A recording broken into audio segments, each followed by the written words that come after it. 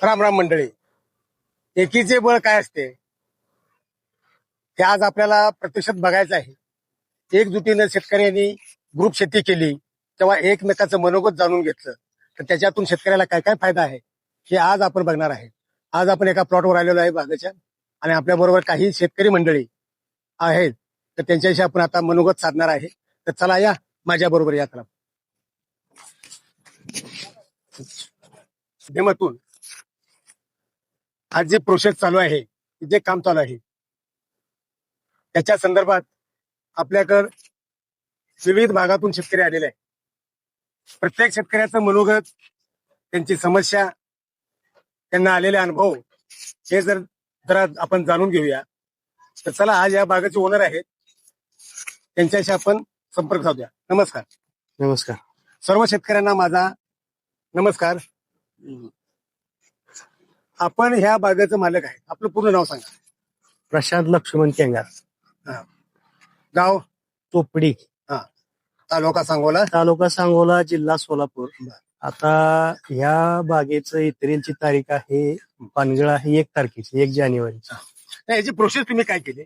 बाग छाटली कधी? छटणी वगैरे काय नाही केलेली आहे, छाटणी केली नाही? काय नाही छटणी. बर. पहिल्यांदा काय केलं? खत वगैरे काय घातलेलं? ग्रोमिन घातलेला आहे 2 किलो पर. ग्रोमिन घातले? हा. काय ग्रोमिन काय शेणखत आहे काय? नाही, मग काय आहे? डोस आहे तो, एक ऑर्गॅनिक डोस आहे. ऑर्गॅनिक डोस आहे, म्हणजे सेंद्रिय डोस आहे. सेंद्रिय डोस. बरं, तो डोस घातल्यानंतर पुढची प्रक्रिया तुम्ही प्रोसेस काय केली हे जरा सविस्तर सांगता का आमच्या शेतकरी बांधवांना? 2 मिनिटात मी सांगतो की एक तर ही परिस्थिती आमची अशी नव्हती की आम्ही बाग धरायची असं काय लक्षातच नव्हतं असं म्हणूया आपण, किंवा तयारीच नव्हती आमची. अचानकपणे धरली, कुठली छटणी नाही, काय नाही. 1 तारखेला डायरेक्ट इथेल मारलं, पाणी कुठलं दिलं नाही. 10 तारखेला पहिलं पाणी दिलं आपण. इथेल मारल्यानंतर किती दिवसांनी पाणी? 10 दिवसानंतर पाणी दिलं. 10 दिवसानंतर? 10 दिवसानंतर पाणी दिलं. आणि मी माझ्या आयुष्यात, आता मी पण काही फार अनुभवी शेतकरी नाही, पण 4 वर्ष झालं आपण बाग करतोय त्या क्षेत्रामध्ये, त्या क्षेत्रामध्ये आहे. मी अशी कॅनोपी आणि असं फुटलेले डोळे, जसे आपण फुटतं म्हणतात, म्हणजे डोळे फुटणे म्हणजे झाडावरची ग्लेजिंग पानावर कधी बघितलेच नाही मी. आणि प्रत्येक चौकी वगैरे जर तुम्ही बघितली तर तुम्ही पाहू शकता इथे. दुसरी गोष्ट, मुळीच्या बाबत सुद्धा नवनवीन गोष्टी साहेबांनी सांगितल्या. त्याच्यामध्ये मी आयुष्यात पहिल्यांदा तंबाखूचा वापर पहिल्यांदाच केला. कशासाठी केला? त्या तंबाखूचा वापर करण्याचा त्याच्या मागे उद्देश असा होता की जे निमॅटोड होतं, निमॅटोडच्या बाबतीत रिझल्ट चांगला आहे त्याचा. निमॅटोड म्हणजे काय? गाठी, त्याच्या मुळावर गाठी असतात. त्या गाठीमुळे काय त्रास होतो? काय रोपांना त्रास होतो? काय त्रास म्हणजे माणसाला रडत आपण चारल्या गत आहे ती, असं आहे काय? मग ते तसा विषय इथं झाडांना झाला होता. आता काही तशी विषय नाही राहिलेला. आणि तुम्ही स्ट्रोक पाहू शकताय झाडाचा आता, की बाबा कळीची अवस्था प्रत्येक चौकीतून आहे. प्रत्येक पानामधून एक कळी निघालेली आहे. कळी भरपूर निघालेली आहे प्रत्येक पानामधून कळी निघालेली आहे. बरं, आपल्याला काय कोणाचं मार्गदर्शन वगैरे लाभले? मार्गदर्शन हनुमाने साहेबांचं मार्गदर्शन आहे. हनुमाने साहेबांचं मार्गदर्शन आहे. नमस्कार साहेब. नमस्कार. बोला, आपलं काय मनोगत आहे किंवा आपल्याला काय सल्ला दिला आहे त्या संदर्भात आम्हाला थोडी माहिती देता का? काय मी सल्ला काय देण्यापेक्षा इतर शेतकऱ्यांनी काय सल्ला घ्यायचा हे महत्वाचं आहे.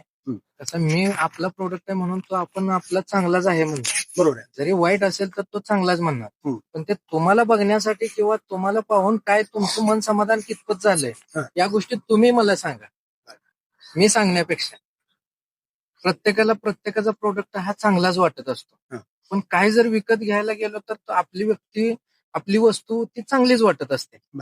परंतु आपण जे दिलेलं प्रोडक्ट आहे ते वापरल्यानंतर तुम्हाला काय वाटतंय शेतकऱ्यांनी सांगितलं, त्यांचा अनुभव आला पाहिजे किंवा हे प्रोडक्ट चांगलं आहे किंवा वाईट आहे या गोष्टी त्यांनी सांगितलं. गेली 4-5 वर्ष तरी तुमच्या संपर्कात असणारे गौरवाडीचे पिंकू चंदन शिवे आहेत. तुमचा काय अनुभव आहे? तुमचा अनुभव, पहिल्यांदा मी रासायनिक शेती करत होतो एक 4 वर्षाच्या पाठीमागे. माझा खर्च व्हायचा 6 लाख रुपये, उत्पन्न व्हायचं 7 लाख. दरवर्षी मी घाट्यातच जायचो. मग साहेबांची अशी माझी चर्चा झाली निम्म्या टप्प्यात सेटिंग झाल्यानंतर, समजा 3 महिन्यानंतर, समजून घ्या 3 महिन्यानंतर माझी साहेबांची चर्चा झाली.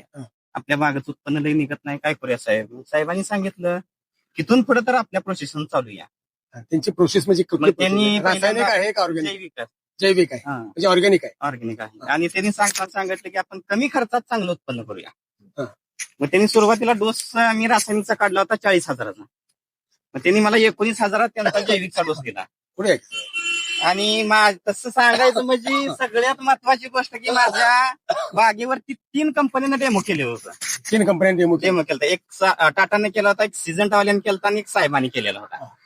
मग टाटाने केलेला हा डेमो त्यांनी 200 झाडं घेतलेली, सिजंटावाल्याने 200 घेतली आणि माझी टोटल झाड आहे ती 700, बाकीची सगळी साहेबांवर होती.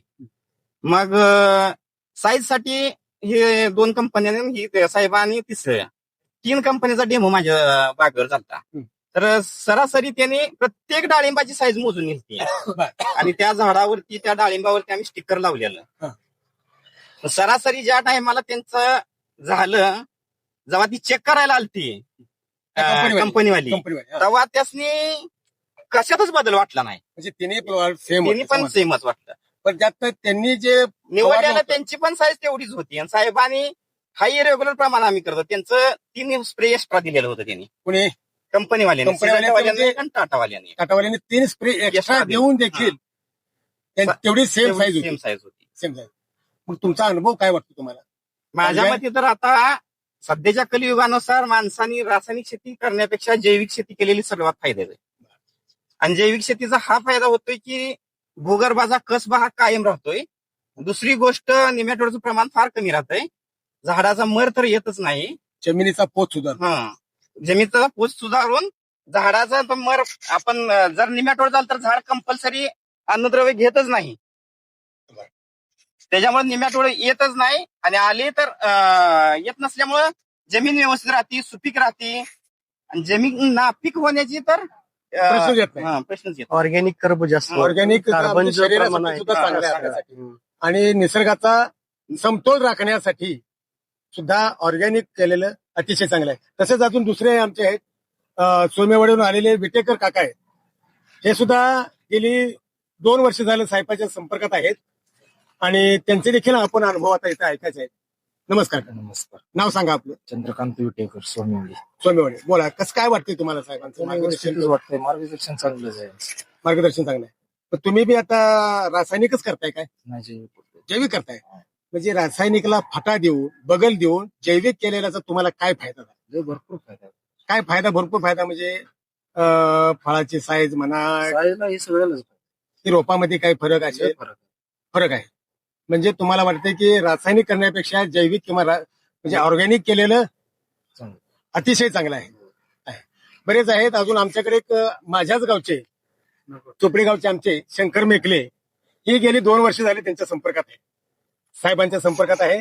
संपर्कात आहे म्हणण्यापेक्षा ते रासायनिकला बगल देऊ त्यांनी आज काय त्यांनी रासायनिक खत घातलं की न घातलं यांच्याबद्दल होते. नमस्कार. नमस्कार. नाव सांगा आपलं. शंकर मेखले, चोपडी. चोपडी. बरोबर. आपण आपली रोपं किती वर्षाची होती ती? माझी रोपं 12 महिन्याच्या असतापासून मी साहेबांच्या संपर्कात आहे. हं. मग पहिल्या पीक माझं जर पूर्ण होऊन दुसऱ्यांदा मी आता भाग पकडलेला आहे. तुम्ही रासायनिक खत किती वेळा घातलं? रासायनिक खत मी घातलेलंच नाही बागाला, आज तागायत केव्हाच घातलं नाही. केव्हा घातलं नाही? म्हणजे 100% आपली 100% ऑर्गॅनिक ऑर्गॅनिक आहे. म्हणजे तुमचा ऑर्गॅनिक वर जोर आहे. 100%. 100% जोर. अशा रीतीने मंडळी. आणि चोपडेगावचे दुसरे एक आमचे सहकारी भगवान बाबर फौजी आहेत. बाकी आमचे नवनाथ केंगार असतील आणि आजच आता जॉईन झालेले पारेकर आहेत. हे सगळे मित्र, शेतकरी मित्र आहेत आमचे. आणि यांनी सर्वांनी आजपासून प्रण केलेलं आहे की ऑर्गॅनिक शेती सर्वात उत्तम, सर्व रोगांना तोड देणारी, सगळ्याला फाटा देणारी अशी ही व्यवस्था आहे. तरी सर्व शेतकरी बांधवांना एकच विनंती आहे, जर आपली शेती वाचवायची असेल ऑर्गॅनिक करा. हाच प्रशांत केंगार यांचा हा सेकंड प्लॉट आहे. आणि हा प्लॉट त्यांनी जवळजवळ डिसेंबरमध्ये काहीतरी धरला होता. 1 ऑक्टोबरला धरला होता. त्याच्यानंतर 1-2-3 महिने या झाडावरती फळं किंवा असे कळी टाईप काही नव्हतं. तर त्यांना अजून थोडासा विचार याच्यामुळे. कधी धरला होता प्लॉट आपण? 1 ऑक्टोबरला धरला होता. 1 ऑक्टोबरला धरल्यानंतर 3 महिने आम्हाला फळं होती कुठंतरी 1-2. आम्ही या विचारत होतो की आता ह्याला राम करावा आणि काढून टाकायचं, रोपं काढून टाकायचं. पुन्हा आमची ओळख वनमाने साहेबांशी झाली. आणि आता जर तुम्ही पाहताय 3 महिन्यानंतर कुठलीही कळी निघू शकत नाही असं तज्ञांचं म्हणणं असतं. बर. तर बघितलं झाडाकर तर आपल्याला 50-60 फळं तुम्हाला दिसतील. आणि मुळीचं निमॅटोड वगैरे होतं तर त्याच्यामध्ये ग्रोमिंग 2 किलो तंबाखू तंबाखू डस्ट हा तंबाखूची डस्ट टाकलेली आहे. त्याच्यानंतर पॉवर मिल्क, त्याच्यानंतर ब्लूम असेल, Bloom, एसटी Power असेल, Milk, त्याच्यानंतर ST. स्टिकर असेल, ह्या सगळ्या गोष्टी सोडल्यानंतर जे काही ग्रोथ तुम्हाला दिसते हा. ते तुम्ही पाहू शकता. हा. आता जवळजवळ आम्हाला या 450 झाडामध्ये एक 5.5 बंडल गेलेले आहेत आणि अजून पेपर. आम्हाला- हो पेपर गेलेले आहेत. पेपर मारले त्याच्यावर फळासाठी. हो म्हणजे पेपर काढून मारले ना उन्हापासून प्रोटेक्शन, कोणापासून सनबर्न होऊ नये म्हणून, सनबर्न होऊ नये म्हणून. Sunburn. हा मग आता अजून एक 10 दिवसांनी अजून एक मला 2 बंडल लागतात. हा. आणि तुम्ही बघू शकता आता जर तुम्ही इथं बघितलं हा. तर हे फळाची साईज वगैरे स्ट्रोक जर बघितला तुम्ही अच्छा, तर ते चांगलं आहे. हो एकदम चांगल्या क्वालिटीचं फळ तुम्ही पाहू शकता. माझ्या अंदाजानं हे फळ 250-300 ग्रॅम पर्यंत जाऊ शकते. हो इथं स्ट्रोक बघा तुम्ही, हे नवीन सेटिंग झालेलं आहे. हे बघितलं तर तुमच्या लक्षात येईल अजून पाठीमागे काय आहे. व्हायला हो हो पाठीमागून सेटिंग व्हायला लागलेलं आहे. चालतंय मग.